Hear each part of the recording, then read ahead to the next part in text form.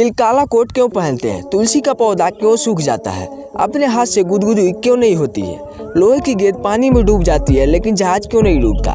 ऐसे ही amazing fact जानने के लिए बने रहिए हमारे वीडियो के लास्ट तक। तो चलिए वीडियो शुरू करते हैं। नंबर पहला, वकील काला कोट ही क्यों पहनते हैं? देखिए, वकील लोग काला कोट इसलिए पहनते हैं क्योंकि काला रंग दृष्टिहीनता का प्रतीक होता है। कहा जाता है कि कानून अंधा होता है और दृष्टिहीन लोग किसी के साथ पक्षपात नहीं करते। इसी कारण से वकीलों के कोट का रंग काला होता है, जिससे वकील बिना किसी पक्षपात के अपना काम ईमानदारी से करें। नंबर दूसरा, तुलसी का पौधा क्यों सूख जाता है? आपने देखा होगा कि घर में लगा हुआ तुलसी का पौधा अचानक से सूखने लगता है और आपको समझ ही नहीं आता कि ऐसा क्यों होता है।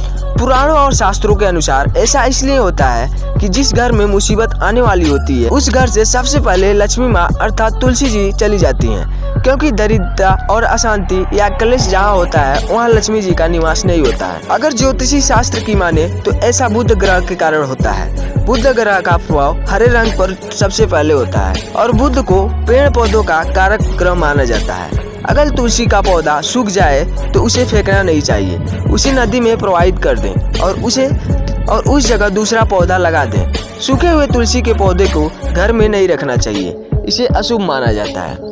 नंबर तीसरा, अपने हाथ से गुदगुदी क्यों नहीं होती? अगर कोई दूसरा व्यक्ति अपने गुदगुदी करता है तो हमें गुदगुदी होती है और हंसी आती है, लेकिन जब हम खुद अपने आप को गुदगुदी करते हैं तो हमें ऐसा कुछ अनुभव नहीं होता है, क्योंकि हमारे मस्तिष्क में ग्रंथियों को कुछ इस तरीके से काम करती है कि उसे बाहरी संवेग और आंतरिक संवेग का अलग अलग करने में महारत हासिल होती है। सबसे पहले उन संकेतों को अनदेखा करता है जो आंतरिक होता है, अर्थात जो व्यक्ति स्वयं अपने शरीर पर करता है। जब कोई दूसरा व्यक्ति हमें गुदगुदी करता है तो हमें वह हंसी उसके कारण होने वाले आकस्मिक भय का ही रूप होती है। नंबर चौथा, लोहे की गेंद पानी में डूब जाती है लेकिन जहाज क्यों नहीं डूबता?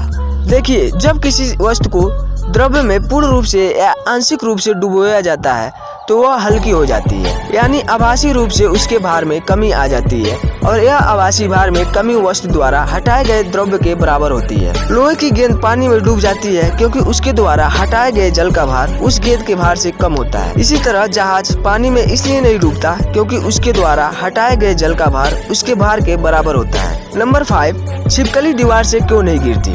देखिए, दरअसल छिपकली के पैर में बहुत सारे सूक्ष्म रेशे होते हैं। इन सब में से और अति सूक्ष्म रोम निकलते हैं जो स्पेटल्यू कहलाते हैं।